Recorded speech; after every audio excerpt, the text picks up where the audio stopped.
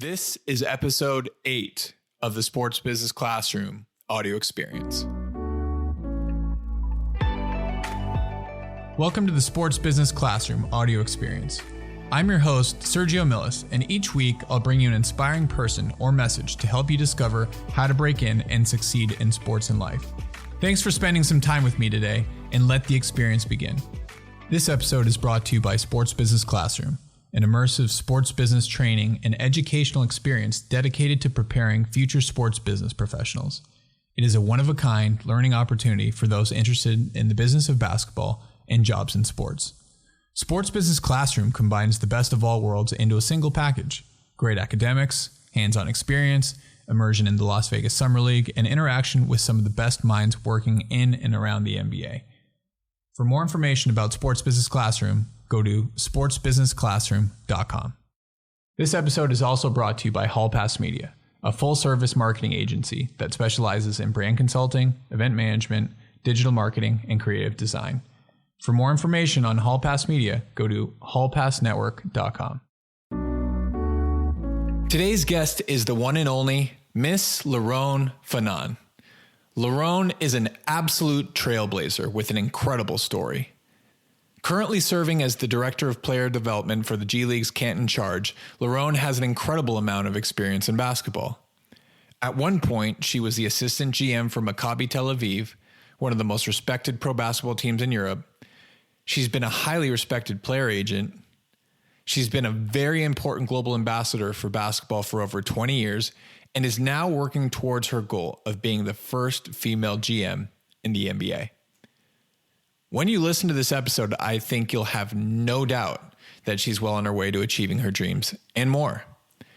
In this episode, we discuss creating opportunities for yourself, the importance of being humble, and how adversity has made her the incredible woman she is today. Ladies and gentlemen, this was a very powerful conversation that I know you'll get a lot out of. During this episode, Liron really opens up in an incredible way, and I'm so excited for you to get to know her. Without further ado, I give you Liron Fanan. Liron, welcome to the show. Thank you for having me. Yeah, it's an absolute pleasure. And one of the things that I've really enjoyed about this format and doing podcasts is that I've had a few friends on the show before, people that I've known for a long time. And after interviewing them, I learned so much, and I've done quite a bit of research on your background and learned so much about you. So really excited to jump in. Thank you. Yeah, I mean, I listened to some of your podcasts, and I actually learned things about people that I never knew about them before and are pretty close to me. So that's amazing. Mutual. That's great to hear. So it's my understanding that you've been around the game of basketball since you were 3 years old, is it? Yes. I was born into kind of a basketball environment, or I should say a sports environment, because my uncle was the president for Maccabi Tel Aviv soccer team, which is where I grew up in Tel Aviv, Israel. And my dad was the GM, and then later on became a GM and owner of Maccabi Tel Aviv basketball team.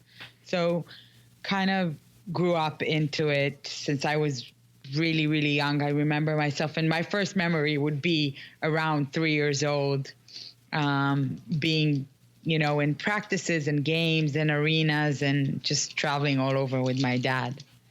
Wait, what was that like, being so young and being around the game?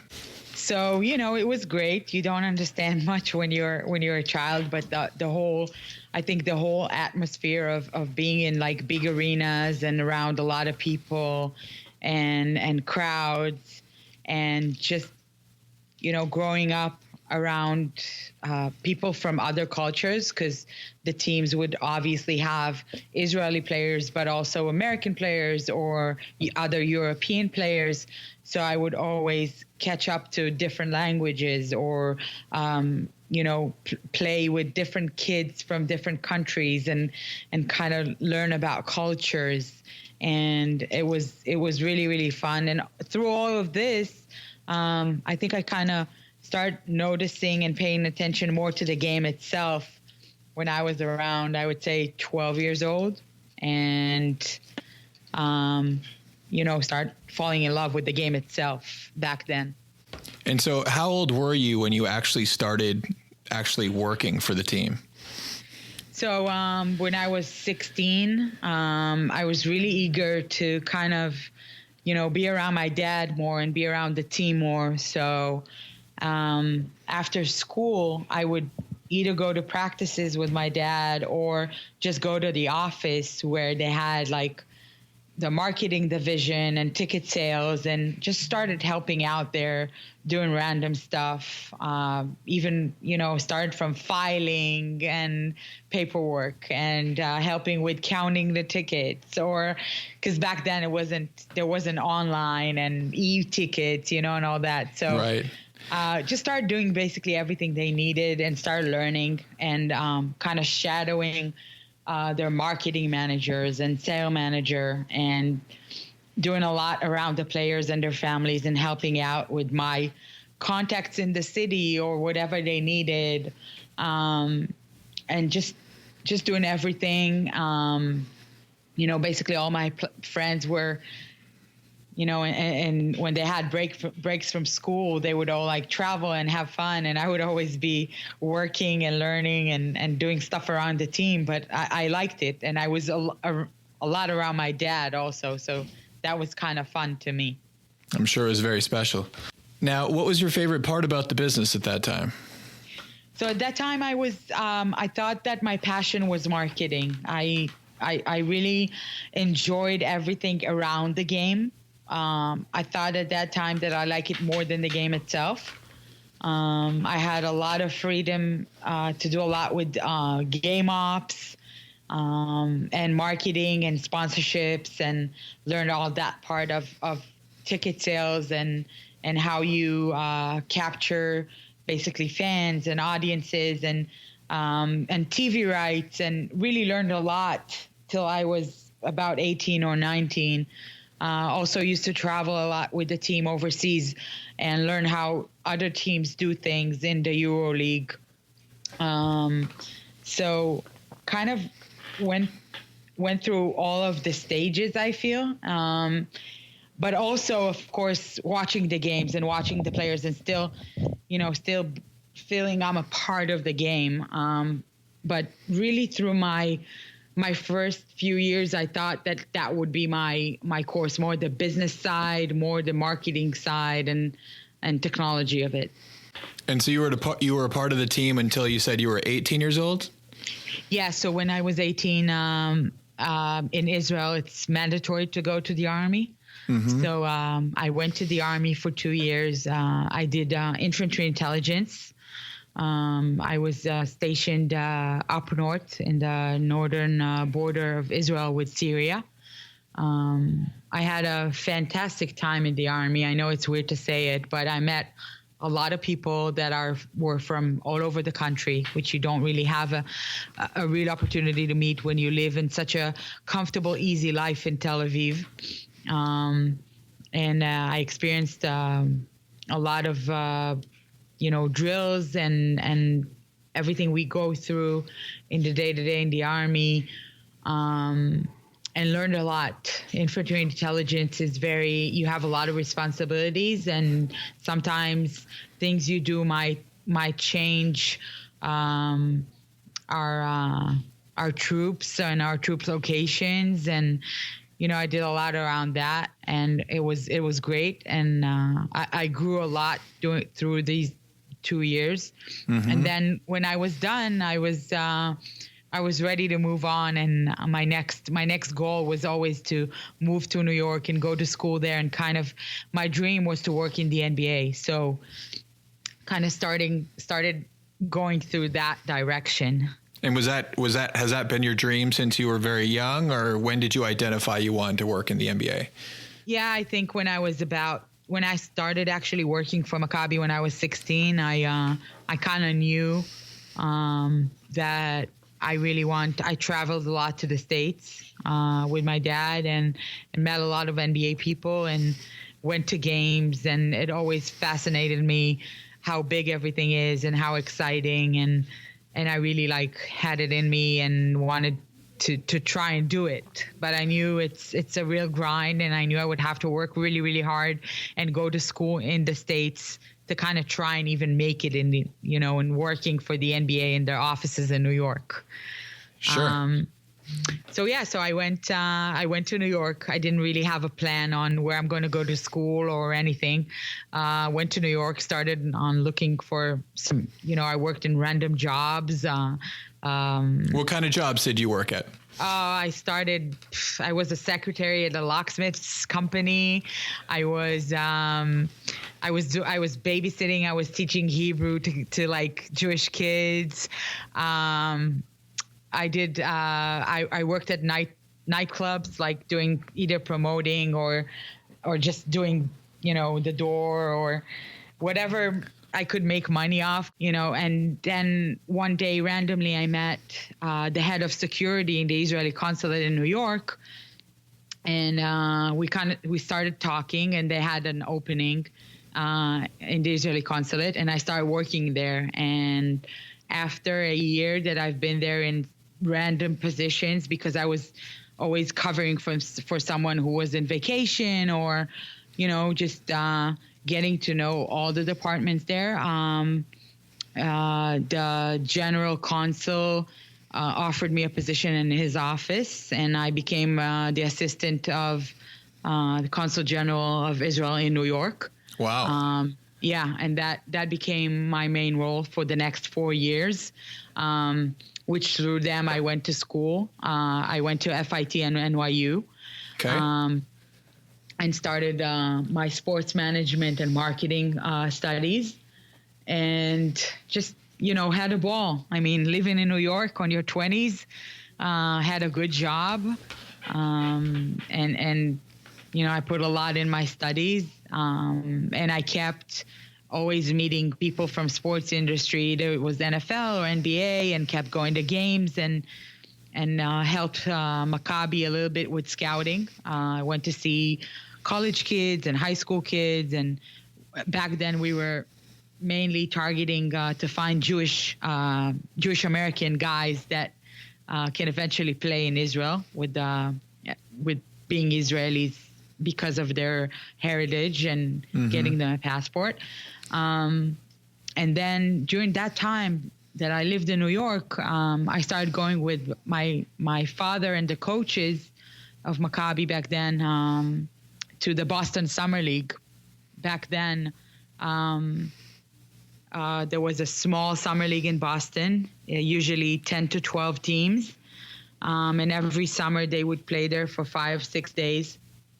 And then I started really getting to know scouts and GMs and agents. And in one of my meetings there, I met a very successful agent named Warren Lagari. I was 21 at the time, and we were negotiating him. My dad and the coaches were negotiating him for a player, and I was sitting in the side of the room and just listening and learning. And I was fascinated by this man, how he handled everything and how he negotiated, and really wanted to learn more. So started talking to him and getting to understand what he's doing. And we had wonderful conversations. And I knew I still wanted to work in the NBA, but my second option, if that didn't work, was I decided I want to become an agent. So I kind of had a plan B and just kept on being in contact with Warren and with some other scouts that I met from the NBA. When I finished my studies, I actually I applied for a job in the NBA in marketing department, and I got it after a series of interviews. But I had visa issues, and I had to go back to Israel. I couldn't really stay in the States because I was already working in the Israeli consulate. So it sounds like you were super busy while you were going to school at NYU. Yeah, I was super busy. I wasn't, my school, it took me like 5 years to graduate. School was in the evenings mainly. But yeah, I mean, I did a lot. I didn't want to finish school with no job experience. I thought it was really important to have job experience. And I always was very active and doing a lot of things in the same time. So I got the job, couldn't stay in the States, and went back to Israel and basically started working for Maccabi. And how long after you graduated for school did you work for Maccabi? I left school 2005, went to Israel. I worked 8 months for something that's called the Maccabi Games. Okay. It's basically the Jewish Olympics. Every 4 years, there's Maccabi Games in Israel, and it's people from all over the world, from a lot of countries compete in all types of sports for 2 weeks in Israel. And when we did it, we had 7,000 athletes, amateur athletes, competing in all kinds of sports. So my role there was I was assistant to the head of the organizing committee. So we worked 8 months tirelessly, like day and night, just getting this whole thing logistically ready. There's a lot to it, and it was a great experience. And right when I finished that, Maccabi immediately told me they want me to come in and start helping them out with marketing and community relations, and work a little bit with the players on player development. And this is what I basically started to do. And it sounds like a lot of the experiences you had while you were in school, you probably went back home with a lot more experience and with a different viewpoint on all of the different aspects of the team, right? Yeah, I think, I learned a lot while I was in the States, but mainly it opened my mind and made me realize that, after growing in Tel Aviv and being a very big part of this Maccabi Tel Aviv basketball team, which is the biggest team in Israel and one of the biggest teams in Europe, you realize there's something bigger out there. And that you must really stay very focused and be very international minded to understand where this game is always constantly keep moving and going. Because the last few years, for instance, it grew got very big internationally.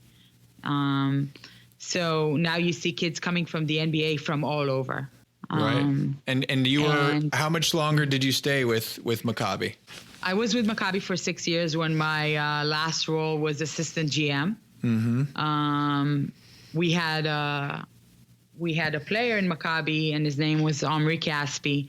He was about to become the first Israeli in the NBA. And he came to me towards the end of the season. He was about to get drafted, and he didn't have an agent, and he said, "I really need your help. I don't know what I'm going to do." So I connected him to some agencies I knew in the States and helped him out to pick up an agency, and basically left Maccabi at that point and started being a part of his team as being his manager and his day-to-day operations and the connection to the agency basically, and everything around it. As I started working with him, I was already at the point where I kind of wanted to get back to my first dream, which was being able to work in the NBA one day. And I thought, what a great thing that I had Omri Casspi, because I can work with him and then through there, maybe try and get to the NBA again. And start working with him, and then I start getting a lot of calls from a lot of players in Israel and a lot of Americans that want to find a team. Started signing in Europe and in Israel, and I didn't even notice it, but 10 years went through, and I had an agency for 10 years and did a lot of good stuff for players and had a lot of great guys that I represented. Some of them are already retired and now work for NBA teams, mm-hmm. which I'm very happy about. And it's just, I created myself a great little family. No question. From my clients, and it was a great experience. So let me ask you, I want to get back to managing Omri and starting your own agency. What was it like working with Omri?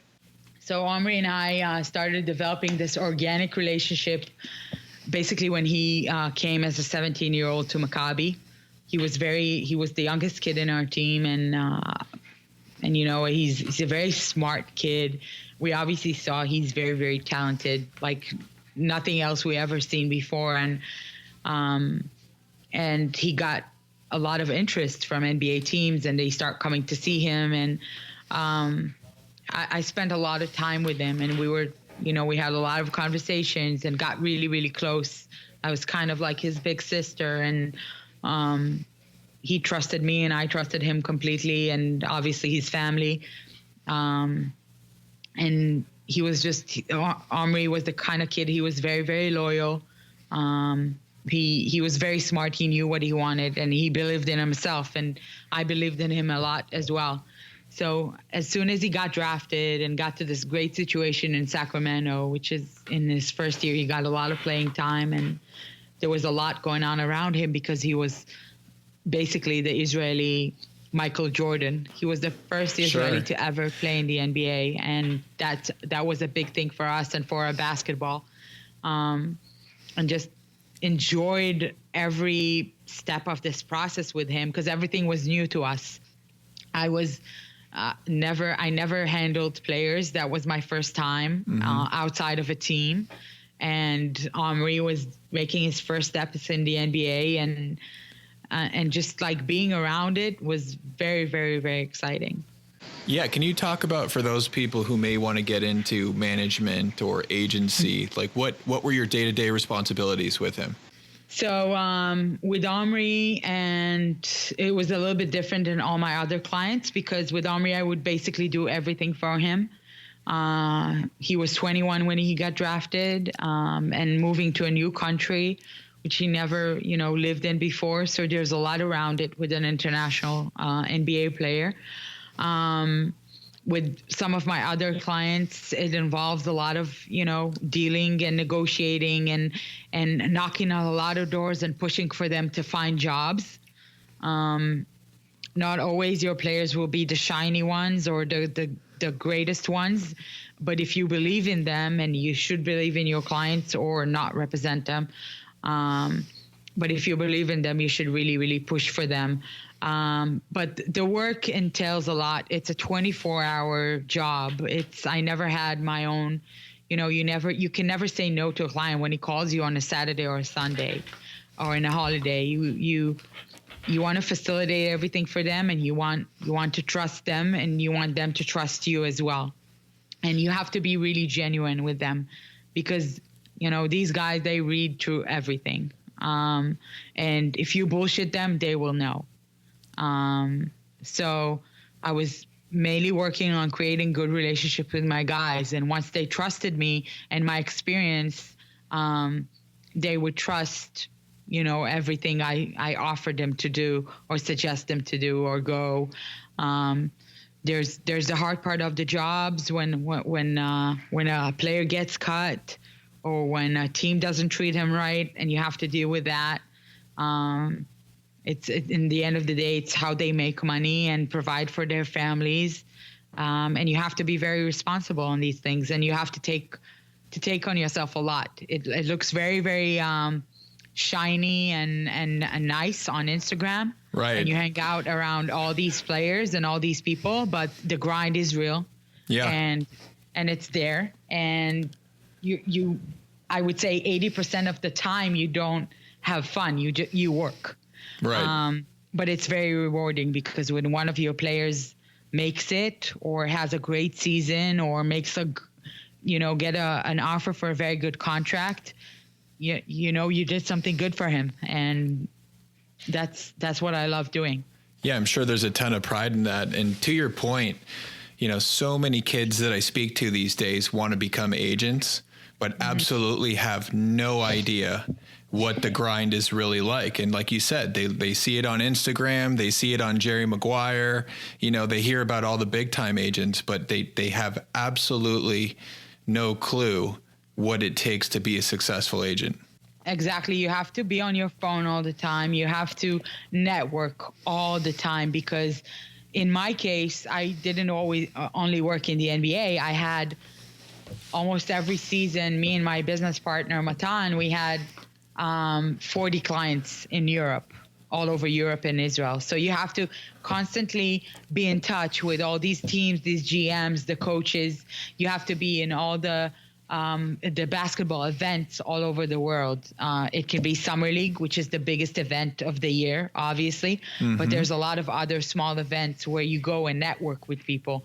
And the more you network and the more you put yourself and your players out there, the more jobs you will get for players. If you just sit at home all day or just take pictures with your players, that's not enough. That won't cut it. Yeah. Are there any other keys to success, or what are the personality traits or skills or keys to success would you advise people that they should probably have if they want to jump into being a sports agent? Well, again, I would say be very genuine with your clients. That's my number one thing. You have to really be a people person and really love people and love meeting new people, because the networking is 50% of this of being an agent, and just willing to work hard, because it doesn't work if you won't. You have to work hard. You have to know what you're doing, know your stuff, learn about contracts, learn about negotiations. In each league has its own rules. Learn about it, educate your players, what they're signing.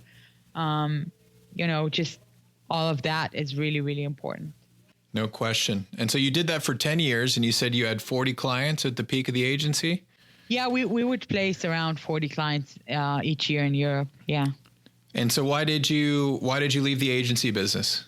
So, after 10 years of real grind and traveling all over the world and not really having, I would say my home was Tel Aviv, my base, but I was never there. I kind of wanted to be in the States more.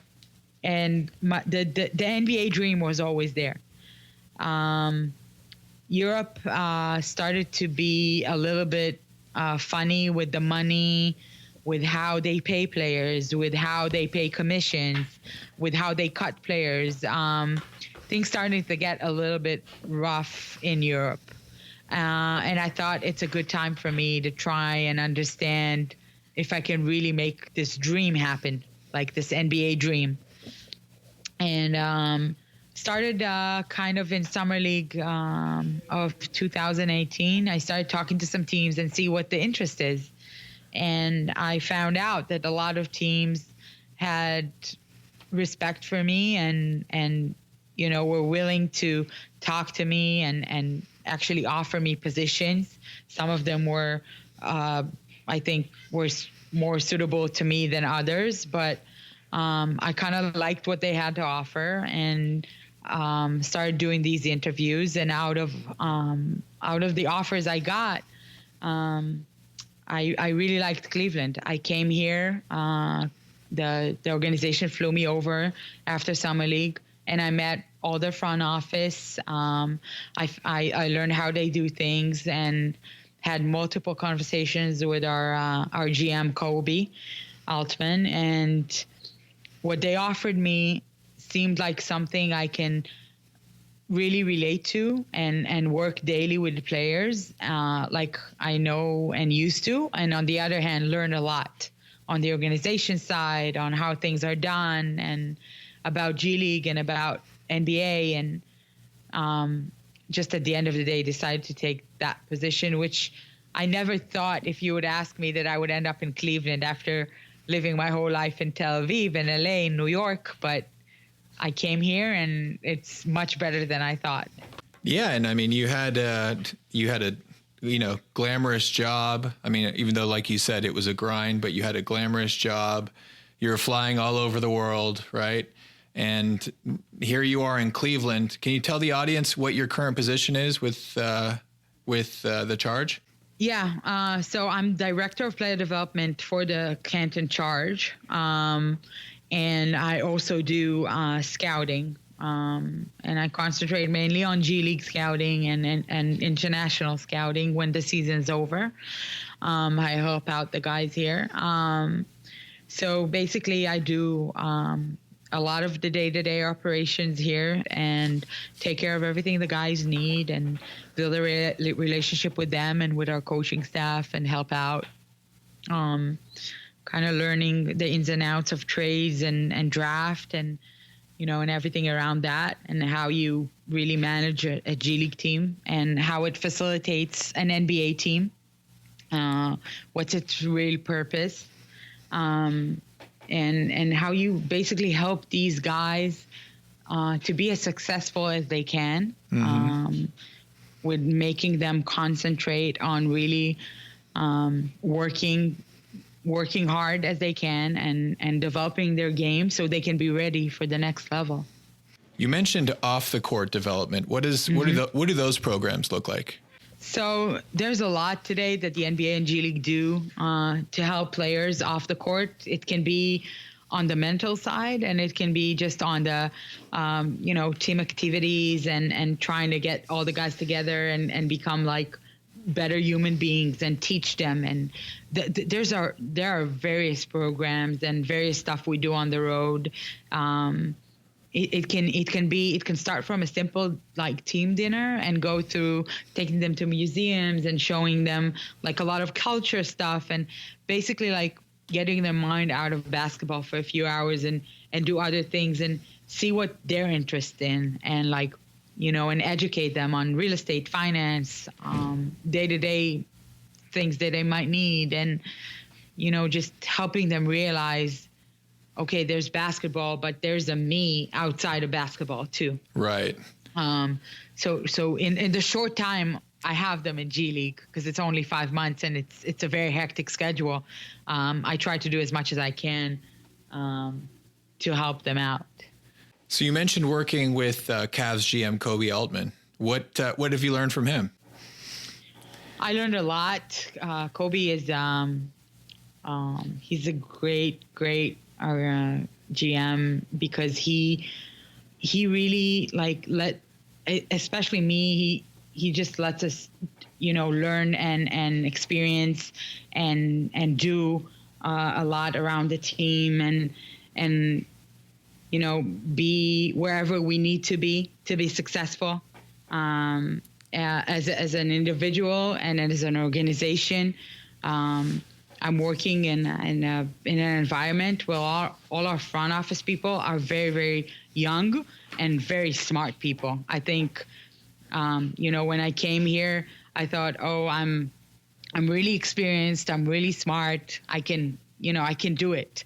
And I came here and I saw a bunch of people that are so smart, and I learned from them every day. And I think that's the greatest thing Kobe did. He put this whole group together and we kind of have this great organization. And then when you have the players come in, they come into a great environment, great culture, and it's just fun to be here every day. Yeah, and you mentioned just being around a bunch of smart people. I mean, I think that's fantastic, and I'm super happy for you. I think there's a good quote that says, if you are the smartest person in the room, you're in the wrong room. Exactly. I think one of the things that I've always noticed, I keep surrounding myself with people that are, very successful, very smart, very good people as well. But if you take a look of my group of friends in Israel, I mean, you would think, hey, you're one of the only Israelis that works in the front office in the NBA, and I'm a woman and I do a lot of stuff, and that's great, and I had a great journey. But my friends in Israel are a bunch of hotshots in what they do. Each one of them is a star in everything he does. So I get a lot of my inspiration comes from them because I see how good they are, and I want to be as good as they are, but in my profession, So that's one of the things that pushes me and makes me going. So let me ask you, where do you think that you need to develop the most at this point? Well, at this point, I think, I'm a part of an organization now. I'm not doing my own thing, and keep learning how I can benefit my organization, how I can benefit the Cavs, how I can benefit our G League team, how I can help my colleagues if it's in my network, if it's in my scouting, and keep understanding the NBA more and the needs of an organization in the NBA. And the more I do that, the more I learn more. It's the main thing for me right now. And if you could, I want you to paint a picture of just what it's like to be a part of a G League team. How much travel do you have to do? So yeah, the G League is very, I was fortunate enough to also be with the Cavs for a while and travel with the Cavs, and then you go to G League, and G League is a whole different animal, because first of all, the travel is constant. You travel almost every week, and you travel in small planes to small cities, and it's not always fun, but you do what you need to do. We won't always have the best facilities to train in or the best equipment, but we as an organization try to make our players feel as comfortable as they can. If it's improving their housing situations, if it's getting them, feeding them more than we did the year before, with more meals and more equipment that they have, and just try and make it as comfortable as they can. Guys here are trying to make it, and in order for them to make it and to be the best player they can, you have to help them with everything you got. Right, make it as easy as possible for them, right? Mm-hmm. Yeah, for sure. So it's a real 24 hours, 7 days a week job. And, games, we play games 3-4 times a week. Try to facilitate the practices around that. The coaching staff will a lot of times, check on, should we do a practice? Should we not? Should we let them rest? A lot of thinking is done into this process, and hopefully, we'll win some games. But the main thing is for them to become successful and really get those call-ups or get these two-ways or, just get to the next level. Is that the most important thing to you at this point? Yeah, I'm concentrating on this for this season. Of course, I don't know what's going to happen next season. I don't know where I'm going to be or what I'm going to do. Hopefully, I'm still going to be here. But this is my second season with this team. We got a lot done during the summer on improving a lot around this team, and we have a great team of young talented guys. And they're great guys off the court as well, which is really, really important. And we keep teaching them and we keep working with them, and hopefully they'll get to the next level. So you said earlier that your goal is to be a GM one day. Mm-hmm. Talk about that a little bit, about the dream. I think growing up in a house where my dad was a GM, and obviously Europe and NBA have different titles and different roles for everything. But my dad, he used to run everything from the smallest things to the biggest things, from taking care of a player and his family to doing contracts and negotiating and dealing with all that. I think when I came to the NBA, I had kind of an end goal of becoming a GM. Today I understand that my road to becoming a GM, I have a lot to learn still. As I look at it right now, I'm kind of trying to see where my middle ground would be, where, what's my next step? Where should I be to learn more? Mm-hmm. And I think somewhere around player personnel or something like that, or basketball or like director of basketball operations or something similar to that in a front office will will get me one step closer to where I want to be. So trying to be very realistic on where I am and where I can be, and, you know, and what still I need to learn. And this seems to me like this is the next step I want to be. If it's a year from now, great. If it's 4 years from now, that's great as well. Because as long as I'm happy where I'm at now, which I am, you know, and I continue to grow inside the system, and they keep letting me do more and more things, that's great for me.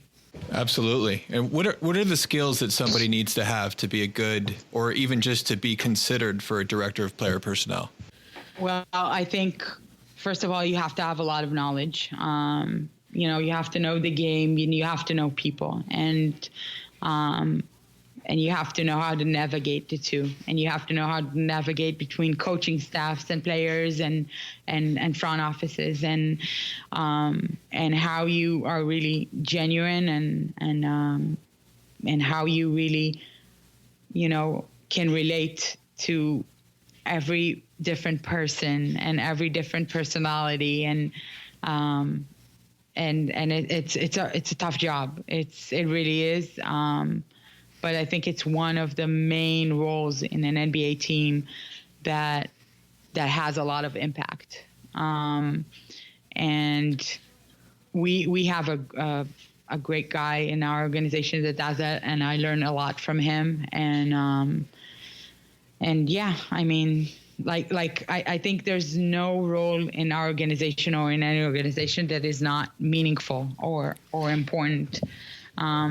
So everything you do, you just make sure you do it, you know, 100%, and you do it the right way. And that's the most important thing. I want to switch gears a little bit to some of the events that you've been a part of. So I know you've been a big part of the NBA Summer League for quite a few years. Mm-hmm. You're a part of Basketball Without Borders, the NBA mm-hmm. Global Camp. Talk a little bit about all of the different things that you've done outside of your main roles that have helped shape who you are today. So I think one of the most important things that my dad taught me is always to keep growing my network and keep doing whatever I can to learn more. And what I did is, as you know, I worked in Summer League for 11 summers. As helping out with the international side and with our interns and everything needed. But also I developed relationships with people from Adidas, and worked, they had the Treviso Eurocamp every year, which was similar to an NBA combine before the draft, where you can see all the European prospects. And I started working for them every summer, I think for 5 years. And then when you guys took over and it became the NBA Combine, that was a whole different experience, like actually working in an NBA environment, but in Europe. And also, I always maintained my relationship with people in NBA International, and worked BWB. I ran the BWB as well in 2017, together with Omri and a bunch of people we had there. It was a great experience because not only you get to network with more people from the NBA and more people from the international basketball community, you also see a lot of players, and you see all the young talents that coming up, and you see the right things they do and the wrong things they do, and how you can, evaluate them and understand them. And it was kind of a great experience. And of course, like being in all these cities all over the world and travel and do all these things is very, very exciting. But I think the main thing for me was doing all these projects, NBA personnel used to see me everywhere and see me like working really, really hard. So when they would see me in the next event, or when they would just, run into me randomly in a game, they say, "Oh, yes, I know you from Summer League. Oh, yes, I know you from Eurocamp in Treviso," or, and we see you work so hard all the time. So when the time came for me to achieve my dream and come to the NBA, when I approached team personnel, if it's scouts or GMs or other people, they were immediately like happy and open to make a conversation with me and try and see if they can fit me in their system. And that was great for me. Right, because you were everywhere. Exactly. So the three words that I keep hearing you say are network, relationships, and people. And this has really been a common theme for everybody that's been on the podcast thus far. What advice would you give to a young person as far as how to build your network or connect with people or develop the right relationships? I think it's very important to be open and open-minded wherever you go. And it doesn't matter if it's sports events or other events or just, even sitting randomly on the plane with a person and start talking to him.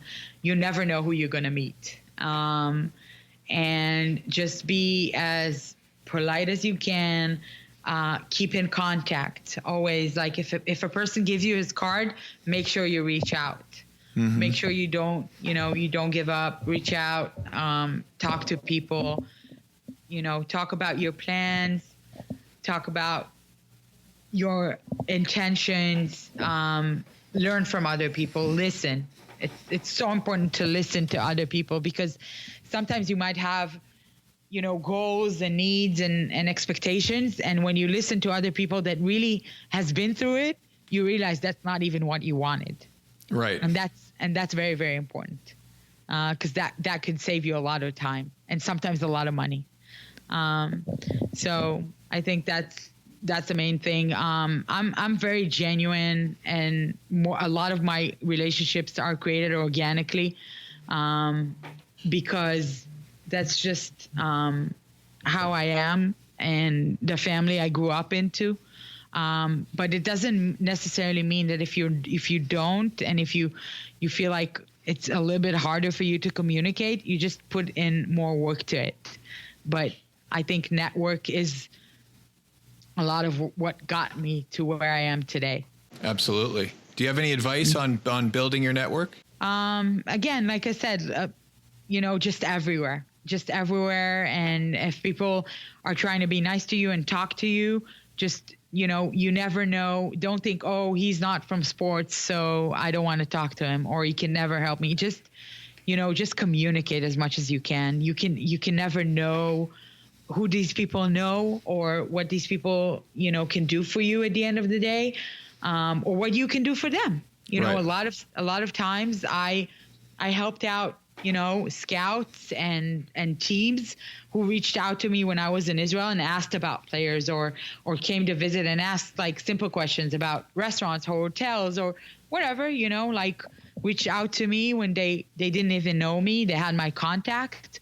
And then in Summer League, I would come to them and say, hey, I'm this and this. You contacted me when you came to Israel. And they were nice, and we created conversations, and I learned a lot from them. And so you can never know. Right. No, and one of my mentors, George Raveling, always says, be good to everybody, because you never know not only who these people are, but who they're going to become, right? Exactly. Definitely. I think a lot of our Vegas Summer League staff, which I started in 12 years ago, a lot of them today are holding key positions in teams in the NBA. And if you would have told me that 12 years ago, I'm not sure I would have known that. Right. Right. And we became friends. I became their friends because I love them as people. I didn't become their friends because I thought, one day they will become hotshots in the NBA. Right. I became their friend, and they helped me. And today I was always the older one in summer leagues, but today I called them for advice because they've been here before me. And they have more experience than me in the NBA. So that's very, very, and also they would always put the good word for you, so it's just a great thing. Yeah, that's beautiful. And like you said, a lot of people have grown up, over the 12 years that you've been a part of the NBA Summer League, and, a lot of rising stars, right? There's a lot of rising stars everywhere. Mm-hmm. I want to shift gears or go back to some of your international experience. I know that you were a part of the Omri Casspi Foundation, and you were involved in some really cool programs that took place in Israel. Can you speak about that a little bit? Yeah, sure. So Omri, when he was in the NBA, he got approached a lot by players, who asked him a lot of questions about Israel. Oh, so you with Israel? I never met someone from Israel. Or, they would ask me as well, like, how is it there? Do you guys ride on camels? Do you guys have a war going on there? Like, a lot of questions. And, and Omri said one day, I really want these people to come and see where I'm from. And also, I think if these people will come, and like players that have high volume presence on social media, they come to Israel, they post pictures of Israel, and they enjoy it, that would be a good look for our country as well. And I said, yeah, let's do it. So Omri started his foundation, and when Omri wants something, he knows how to get it. And he started talking to a lot of Jewish people in the States to help us fund it. And he found his way to get us the funding. And he found Sheldon Edelson, who's a great Jew, who helped us with his private plane. And we were able to take every summer around 10 players and their families and friends to Israel for a one week trip to show them our country and to show them how things work, and to show them it's not like war and bloodshed as it sometimes portrayed on TV. And there's a lot of culture and history in this country. And it was a great thing. It was a great trip. The players enjoyed it very, very much. We had a lot of players in 2 years. We had Amar Stoudemire and DeMarcus Cousins and Rudy Gay and Chandler Parsons, Allen Anderson, and a bunch more. And then the NBA, we got a lot of press around it. Omri was on the New York Times, and we had media covering it in Japan and in China and in Italy and everywhere, basically. And I think the NBA took notice, and they took notice that this kid from Israel that's playing in the NBA is taking all these guys and showing them something different. Mm-hmm. And they like that. And after 2 years of doing that, I had a call from the NBA, and they said, hey, you and Omri are doing a great job. And we decided to take Basketball Without Borders to Israel. And I can't explain you, the minute I got this call, how I was in tears, because Basketball Without Borders was one of the first programs I went to with my dad when I was really young. They had it in Treviso in Italy. And I went there, and I know it's one of the biggest programs that the NBA put into, and all the great stars, European stars, played in Basketball Without Borders. So when they told me they want to do it in Israel, I was so excited. And when they told us we'll be a part of it and help them run it, it was like a dream come true for me. I can imagine. So not only did you accomplish what you wanted to accomplish through Omri's foundation, but this opened a new door for you. Yes. It's, this whole journey, I went with Omri. We both started together. I started as an agent and as a manager of a player in the NBA, and Omri started in the NBA. And I think we were both very young. We made some mistakes on the way, of course. Mm-hmm. But we kept in it together, and we became kind of a family. And I thank him. I think in every time we speak about him taking me with him on this journey, because it really opened my mind and my head, and kind of like made me realize that if you want something and you work hard enough, you can really get it. You just need patience, and you need to be smart about it. So yeah, it's been a great ride. It sounds like it. And it sounds one of the common themes I keep hearing, other than relationships and people, is that you built something bigger off of your past step, each step of the way, but it happened organically because you were doing all the right things. Yeah, I think, I was never shy of hard work, and I was never, whenever people would call me to help, if I had it in my reach, I would help out without thinking, without hesitating, without thinking of what can I benefit from that. But at the end of the day, I benefited. I benefited because people learned to trust me. People sent clients my way, when I was an agent. And when I wanted a job in the NBA, people opened their arms for me. And I was fortunate enough to get closer with Kobe Altman at the Basketball Without Border, and he saw how hard I was working and kind of my whole background, and he thought I would be a good piece, a good part of this staff he has, this front office he has, and things happen for a reason, I believe, and. I never thought, again, I would end up in Cleveland, and I did. And, after like a year and a half here, I can tell you it's the best decision I took, because I don't think if I would probably be happy in other organizations as well, because I wanted to be in the NBA. But I think what I do here is a lot, and I learn a lot, and that's the most important thing. Absolutely. And for anybody listening, I think that everybody would say that based on the stories you've just told, that your life has just been one good thing after another, right? One great opportunity after another. But you have had some tough things happen to you. Can you talk about that and how that shaped who you are? Yeah, of course. I think going through some kind of adversity is what makes you who you are at the end of the day. It can be something big, and it can be small, but even something small can be really big for you.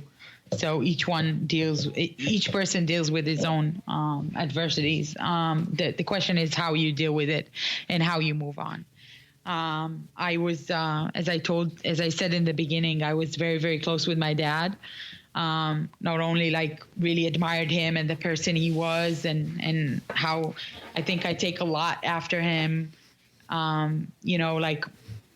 He had this way of creating relationships with people, and everyone really loved him, and he had really genuine, organic relationship with his players, and with his friends, and that's something I took with me all through my career. But I was very close to him. I learned a lot from him. My last few years in Maccabi, I worked very closely with him daily.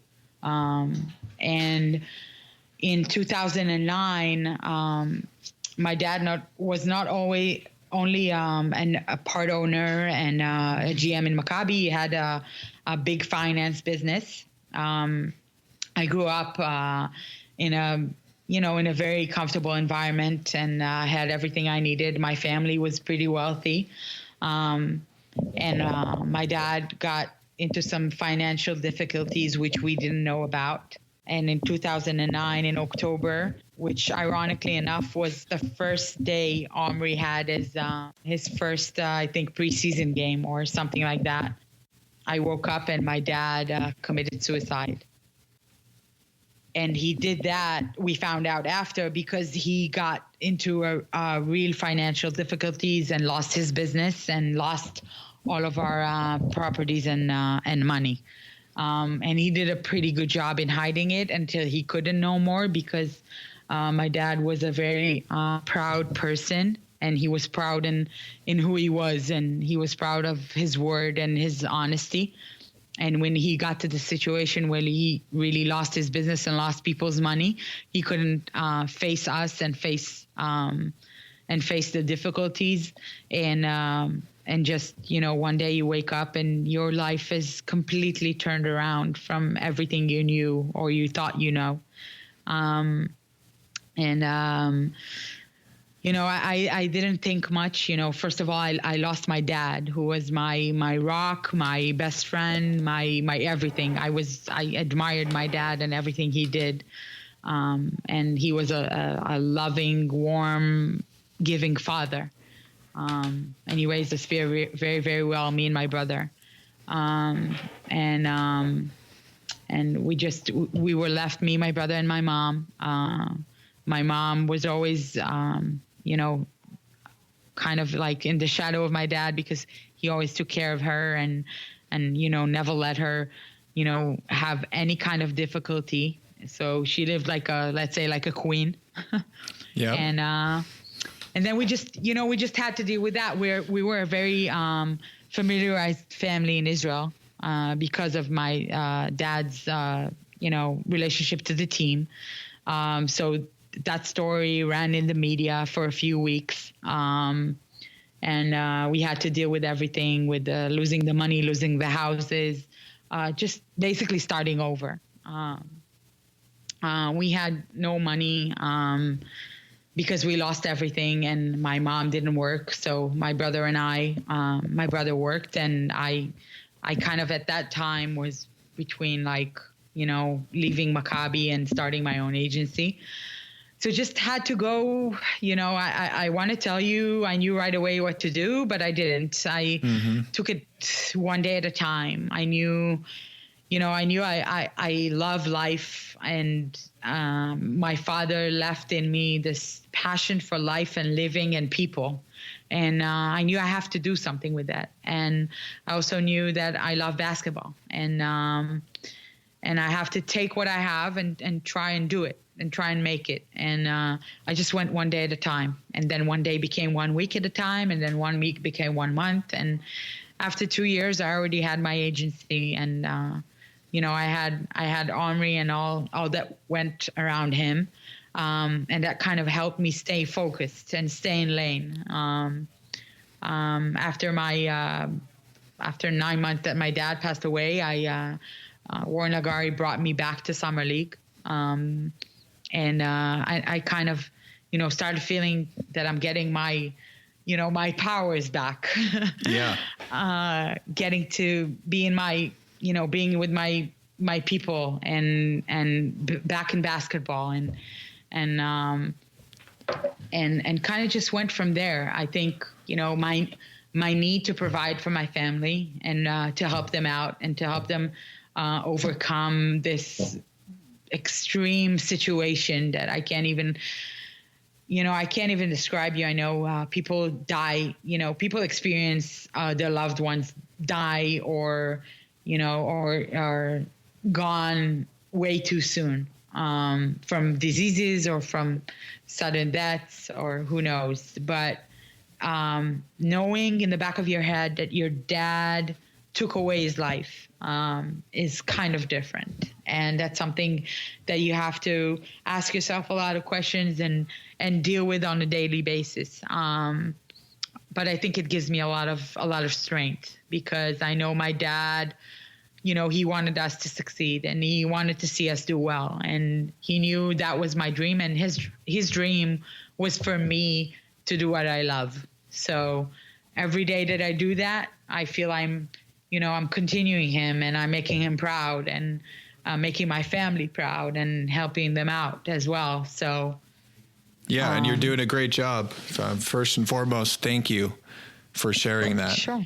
Of course. And you undoubtedly are making him proud, and you've accomplished so much already. And, I'm sure his inspiration, and he's looking down on you and, guiding you along the way. So thank you so much for sharing that. Of course. I think, this is, I can't ignore it. It's part of who I am, and it's part of who I became. And a lot of what I became and the fire I have in me to succeed is coming from that. And that's why I feel like so freely to talk about it, and to not shy away from it and not ignore that this is part of who I am. Absolutely. I wanted to bring up somebody that you've mentioned a few times now, and Warren Legary.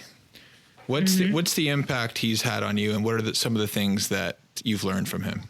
There's so much to say about Warren, but I think, again, my first encounter with him was when I was 21, very young, didn't know a lot about the business other than where I was from and Maccabi Tel Aviv and a little bit of EuroLeague.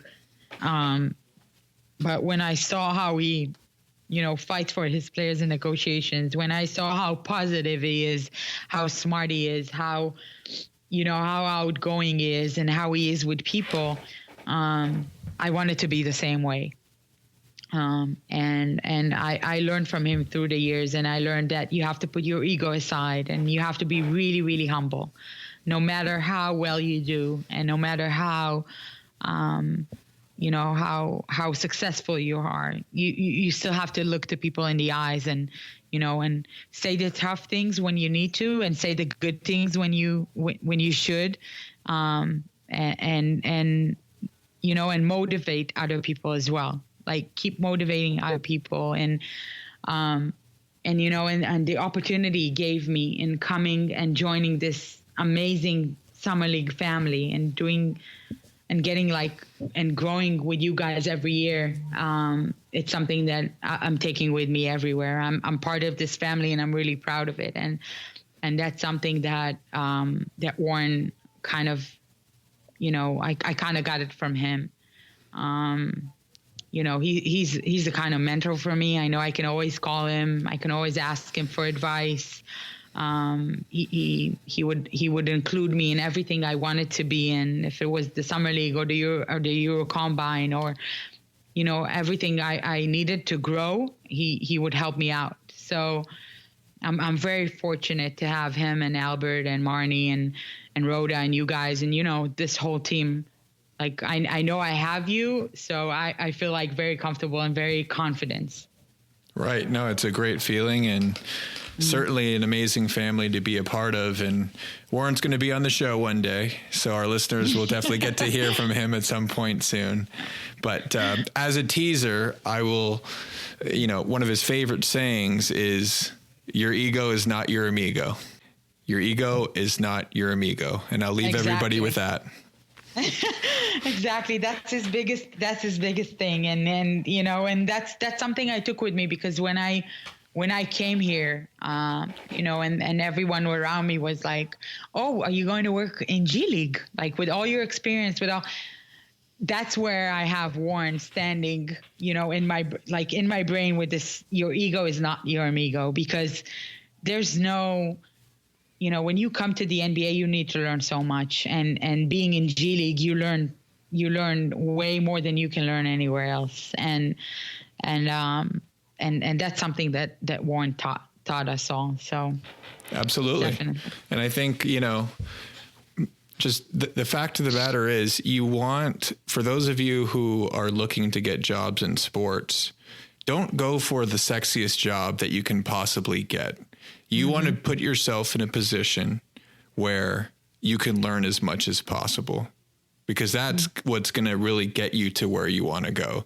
Not working at the coolest company, not working for, the best brand that you can work for. Yes, that may sound cool, but at least in my opinion, and one of the common themes on this podcast is, like, put yourself in a position where you can learn from great people. Like I said, be somewhere where you're not the smartest person in the room, and you'll be amazed at what happens. Exactly. I mean, you can be in a role that seems to you like that's not where I should be, or I want to do something else. But no, like, this role will get you ready to where you need to go. And if you get ready to where you need to go, that's the most important thing, because you need to be ready for this moment that you get there. Because if you get there and you're not ready, that's going to be very short. It'll show quickly. Yeah, and you have a small window in this NBA or another, sports you're in, because so many people want to be where you're at. And so you got to be on your toes and you got to be ready. Absolutely. Mm-hmm. Now, I want to talk a little bit about, you mentioned you wanted to be the first woman GM in the NBA. Can you talk about, what it's like being a woman in sports? I think, I when I started in Maccabi, I was the only woman there. When I was assistant GM, I was probably the only assistant GM in EuroLeague, and as a female and as a young female, and also, in scouting. In the scouting world today, you don't see a lot of women. You see them sometimes, but not often. I think I'm one of the few international scouts that NBA has today with teams, if not the only one. I never see, when we're on the road in Europe, I'm always with a bunch of guys, like scouts from other teams, and I'm always the only woman. But they treat me very respectfully, and I have no issue with that, of course. But I think in all, like, I was always kind of a trailblazer, and I think that's where my connection with Omri really came, because Omri is a trailblazer himself, the first Israeli to be in the NBA. And I was always a trailblazer in things I did, and I always did things different than all my other friends. But I think today the sports world I see more women. And I just came back 2 weeks ago from the NBA Women Convention. And there were 700 women in the room that works for organizations and the NBA offices. So that's way more than you think that NBA has. Mm-hmm. And that wasn't even all the women that work in the NBA, only some of them. But I think today these organizations are realizing that women has a lot to offer. And, they come with something different, and they come with a different point of view sometimes, that if you combine it with a group of good people, it works and it shows. And the players as well. You see more female player development coaches. You see more female assistant coaches. And the players relate to them really, really well. And they trust them. They trust them a lot. So I think I'm fortunate to work in an organization that really believes in women. We have Lindsay, who is one of our assistant coaches, and when I got there, they really welcomed me and helped me out on every step of the way. I think when I was an agent, I want to say I was the only female agent around. It's a very tough environment on being a female agent. And I remember in my first year when I, tried to recruit players, they would look at me very funny and didn't understand what I'm doing there and why am I trying to be an agent. And also GMs that had a hard time realizing that a woman can offer you players and can negotiate with you, and she knows what she's talking about. It's a process. I'm not going to tell you that I didn't have my hard days, because I did, but I just went through it, and there were days I said, okay, maybe I don't belong here, but that thought went away very, very fast. You have to be very, very strong and basically know what you're doing, so you won't be perceived as as something else. So yeah. Do you have any words of wisdom or advice for women who may not yet be in sports or may not have any experience, but are passionate about sports and know that that's what they want to do? Yeah, I think first of all, if you're a woman, don't think you can't do it because you're a woman. Don't think it's going to be harder or anything like that. Just look at it as getting into sports and working in the industry is hard, period. If you're a man, if you're a woman, it doesn't matter.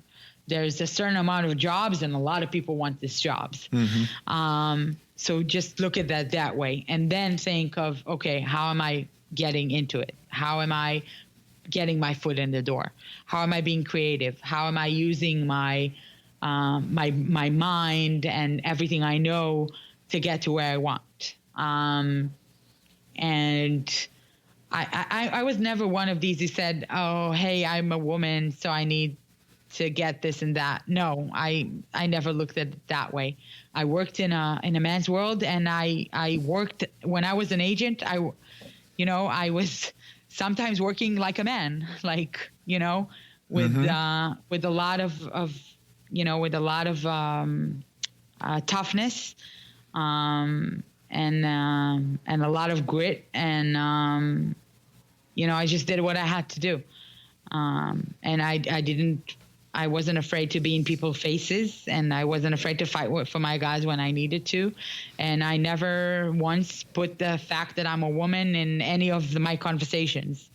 I think it's just good these days to see a lot of women around me in the industry. And I hope it continues to grow. And I think, in the NBA, Adam Silver is a great advocate for women. So we're in a good place right now. And also with some of the organizations, it's still, you still hear from women that they go through some things that I wish they wouldn't. But it's part of a change, and hopefully we'll see that change growing. And you're certainly part of that change. I'm happy to be a part of it. So one of the quotes that I've seen you post and share quite a bit, I think kind of goes along with this theme, and that's only you define who you are. Exactly. Can you talk about that a little bit and how that, manifests itself in your life? Yes. Well, it starts from me growing up in a family that is very well known where I'm from. So, as you know, when you grow up, I'm not going to use the word celebrity because I never felt as a celebrity where I'm from. But I did know that wherever I go in my city, people know who I am because of my family. Today, it's more because of me. But when I grew up, it was because of my dad or my brother who used to play, or, and people would talk and people would make up stories, and, everything that comes from the fact you come from a familiarized family. And I learned very quickly to put all these noises behind me. I learned to shut myself from rumors and talks, especially after my dad passed away the way he did. I learned to put that aside and not let that distract me. And I learned to be very confident and learn to believe in myself and what I do. And that's where that quote is coming from. It's coming from, no one else is going to define me. I'm the only one who's going to define myself. So if I do something that is wrong, I will own up to it. If I do something that is not good, I will own up to it. If I do something that is good, that's what will define me. And not anything else that people would say or think, or, I'm very proud of who I am. I'm very proud of the family I come from, and the country I come from. And nothing else is going to matter to me. We're starting to run out of time here, but do you have time for a few more questions? Sure. So, what's one piece of advice you've received in your career that you'd want to pass along to the next wave of talent? What piece of advice that I want to... Oh, I got so many.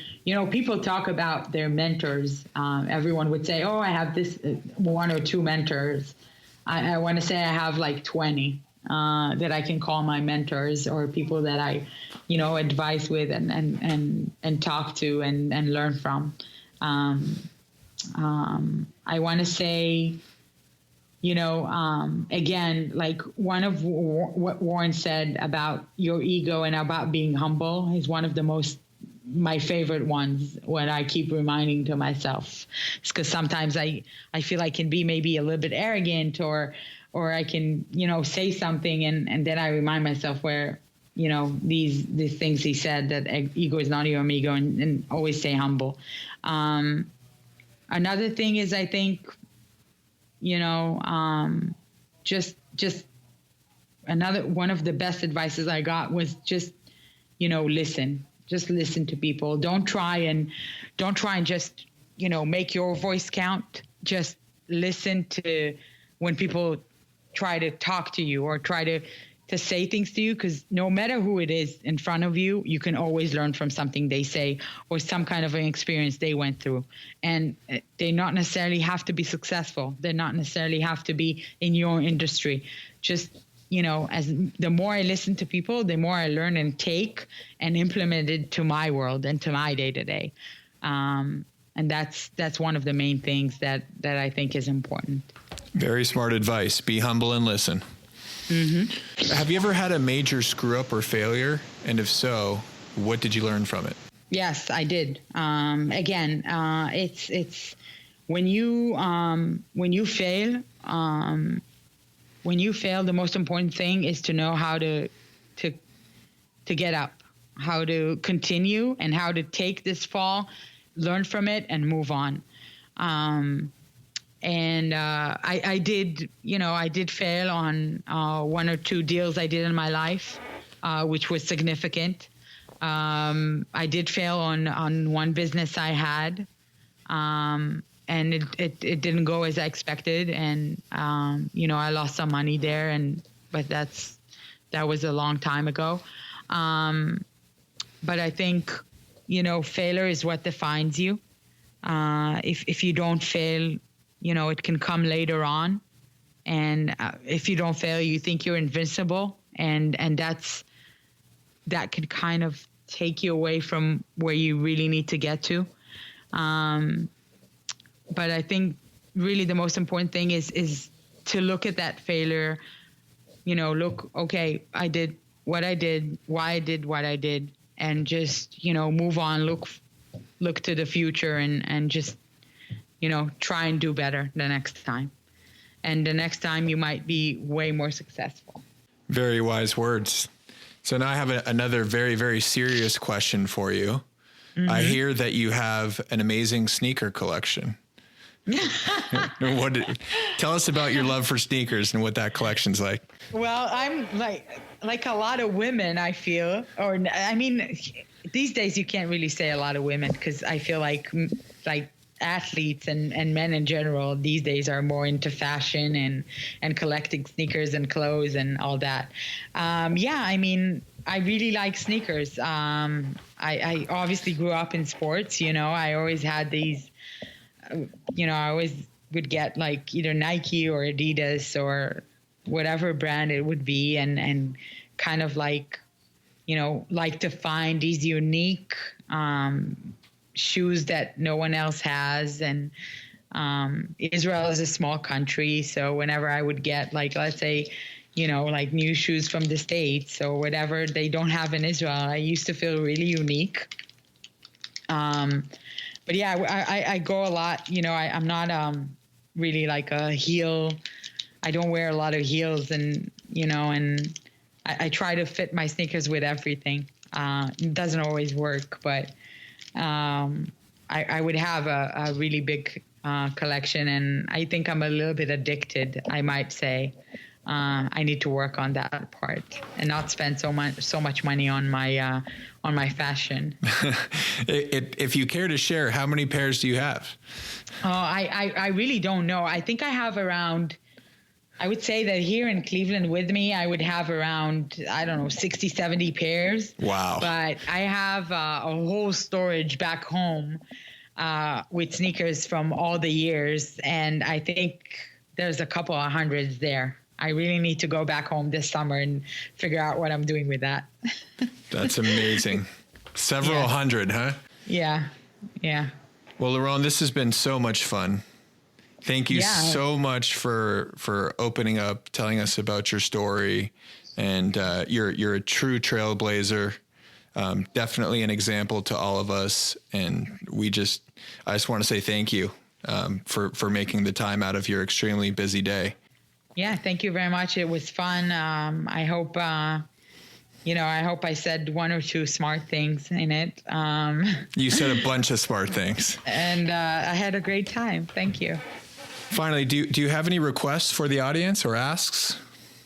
No, just, if anyone's listening and they ever need anything or want to reach out, feel free. I'm on social media. It's really easy to find me. It's not hard. Yeah. Where can people find you?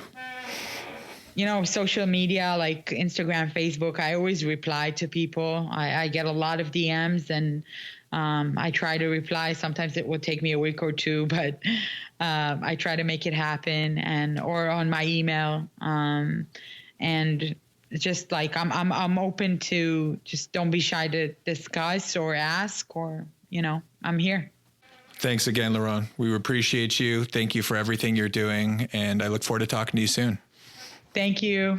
Talk soon. Bye. And there you have it, my friends. I hope you enjoyed this interview with the one and only Liron Fanan. If you did, please make sure to share this with your friends, post it on social media, and subscribe and leave us a review. You can find the show notes for everything we discussed at sportsbusinessclassroom.com/Liron-Fanan. That's LIRON-FANAN. If you listen and enjoyed the podcast, we'd really love to hear from you. Let us know your thoughts and any follow-up questions you may have by tagging us at Sports Business Classroom and at Liron F.